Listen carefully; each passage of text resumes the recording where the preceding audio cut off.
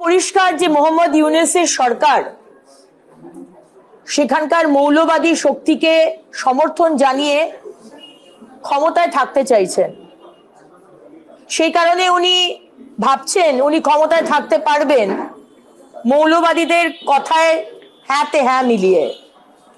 তাই সেখানে হিন্দুদের মারা হচ্ছে এবং এই মৎস্যজীবী যাদেরকে ধরা হয়েছিল তারা বলছে তাদেরকে বেধড়ক মারা হয়েছে, তাদেরকে বাথরুম যেতে দেওয়া হয়নি, তাদেরকে খেতে দেওয়া হয়নি, তাদেরকে জেলের মধ্যে মারা হয়েছে, ছাড়ার সময় তাদেরকে মারা হয়েছে। আমি বলতেই পারি যে ভারতবর্ষ যদি একটা ফু দেয় না, মোহাম্মদ ইউনূস আপনার সরকার আর আপনার বাংলাদেশকে আমরা হাওয়া করে দিতে পারি। কিন্তু ক্ষমতার সাথে সাথে রেসপন্সিবিলিটি আসে। ভারতবর্ষ এখন এমন একটা পজিশনে আমাদের রেসপন্সিবল যে হতে হবে আমরা সেটা জানি। আমরা হতে চলেছি সারা বিশ্বের